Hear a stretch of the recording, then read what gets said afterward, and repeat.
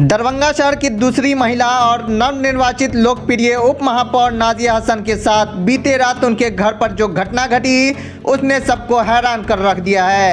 दरअसल रात करीब 10 बजे दुमदुमा स्थित अपने आवास पर नाजिया हसन जब एक आम घरेलू महिला की तरह कचरा फेंकने के लिए घर से बाहर निकली, तभी वह घात लगाए दो अपराधियों ने उन पर जानलेवा हमला कर दिया। लेकिन नाजिया हसन की हिम्मत के आगे उनकी एक न चल सकी और बाल उन्होंने जान बचाकर शोर मचाया। तब हमलावर वहां फरार हो गए। आनन फानन में प्रशासन को इसकी सूचना दी गई। वहीं घटना की जानकारी मिलते ही देर रात पर कई पार्षद सहित आम लोगों की भीड़ उमड़ पड़ी।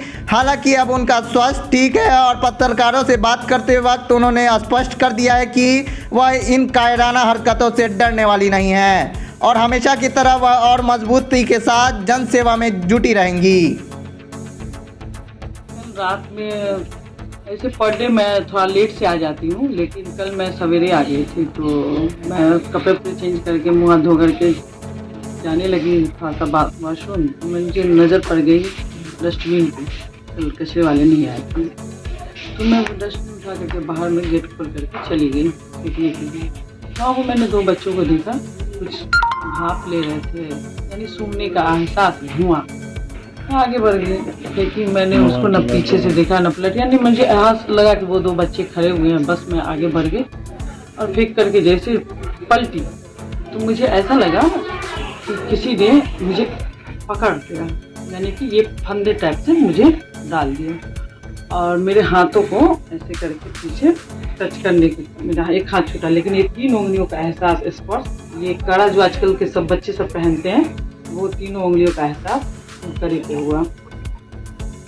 मैं वहीं पे गिर गई, लेकिन रेंगते यानी मैं अपने बेटे को आवाज़ भी दे रही थी, लेकिन रेंगते आवाज़ किसी को समझ में नहीं आ रही थी। रेंगते मैं रोक के आई तो वो निकल गए बच्चे, यानी कि अब ये ताकत लगा रही है तो वो बच्चे पीछे चले गए। लेकिन मेरे कानों में थप यानी 3-4 चप्पल का कचरे पे जो चल रहे थे तो थप का एहसास लगा और मैं तो दौड़ती हुई अपने घर में आकर के बेहोश हो गई, यानी कि घर के गेट पे आकर बेहोश हो गई। उसके बाद से आधा घंटा तक या 1 घंटा तक मुझे कुछ याद नहीं, लेकिन घबराहट बहुत ज़्यादा था क्योंकि मैंने मौत को बहुत करीब से देख लिया था। मुझे लगा कि आज ही आखिरी दिन है। फिर भी 1 घंटे 1.5 घंटे मुझे वक्त लगा संभलने में, क्योंकि घबराहट तो ज़्यादा ही था। उसके बाद मैं 1 घंटे बाद रिलैक्स हो गई, वही मजबूती के साथ आपके सामने फिर से हूँ। आज इंशाल्लाह आगे भी रहूँगी। क्या लगता है मकसद क्या था?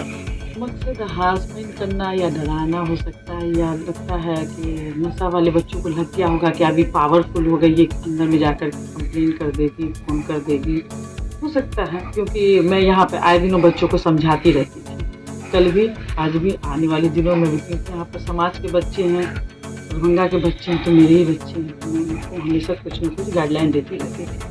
उनको लगा कि अब फिर ही समझाएगी या अब इस पावर हो गया है तो कुछ मेरे साथ कर सकती है, शायद ये सोच करके हो सकता है।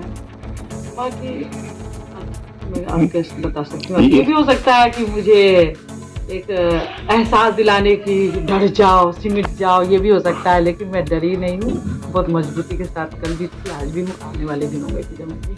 तो क्या माना जाए कि ये हत्या की नीयत से भी ये प्रयास माना जा सकता है? आपको लगता है? नहीं, हत्या तो नहीं। अगर हत्या होता तो सीधे डैमेज उसको लेकर मैं इस बात पे कहना ये चाह रहा हूँ कि नीतीश कुमार जी जिस तरह दारू नशा मुक्त बिहार बनाना चाह रहे हैं, सिर्फ अभी दिखावा हो रहा है। दारू के नाम पर दारू तो बंद हो गया, दिखता कहीं नहीं मिलता, हर जगह है। उसी तरह आज जो कम पूंजी वाले, कम पैसे वाले हैं, दारू की कीमत जिस तरह बढ़ गई है, उस अंदाज से समझ रहे हैं कि लोग टैबलेट मेडिकल का सेवन ज़्यादा कर रहे हैं, वाइटनर का ज़्यादा सेवन कर रहे हैं, कोरेक्स का ज़्यादा सेवन कर रहे हैं। तो इस हालात में बिहार का जो युवक है, नया जनरेशन जो है वो बर्बाद हो रहा है। उसके कारण उस परिवार को, बच्चे को पैसा नहीं मिलता होगा, इस कारण ऐसे आदमी को वो धाक लगा के बैठा रहता है। जो जिस तरह आज दरभंगा नगर निगम के उप मेयर नाजिया हसन को पर जो रात हमला हुआ, रात के 10 साढ़े 10 बजे के करीब, ये निंदनीय है। मैं जिला प्रशासन से मांग करता हूँ कि इसकी कड़ी निंदा करते हुए मैं जिला प्रशासन से कहना चाह रहा हूँ कि जो हालात है नशेड़ियों का, टैबलेट मैन का, जहाँ जहाँ पर हर एरिया में एक दफ़े में हर महीने में 10 दफ़े रेड मारे, और जो मेडिकल जितने भी है दरभंगा में वो दवाई सेल कर रहे हैं, इस टाइप के वेटनर से सेल कर रहे हैं, लगातार कंटिन्यू रेड मारे।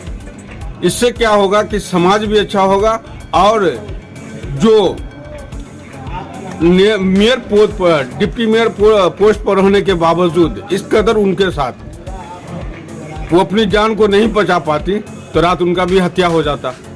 तो इसमें चिन्ह है कि प्रशासन ने इसको मैं कहता हूँ कड़ी निंदा करके कि प्रशासन हर मेडिकल दवाई पर रेड मारे और कार्रवाई करो, और इस पर कड़ी से कड़ी कार्रवाई करे।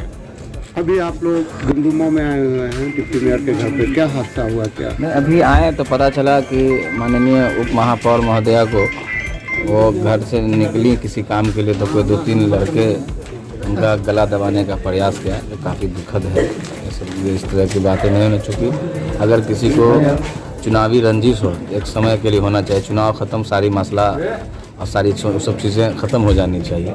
अब वो लगातार उनका कहना भी है 2-3 जगह वो हमारे साथ जो है गलत भी है, कान में भी लगातार 2-3 प्रोग्राम में बोल रहा था, कुछ उनको अल्टीमेट लगातार कुछ बोल रहा था, गलत कमेंट टाइप का।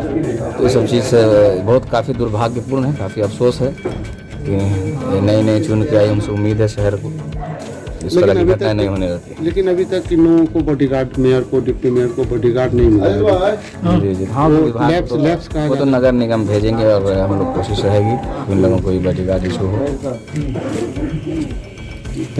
बताओ परिचय दे दीजिए। नफीसुल हक रिंकू।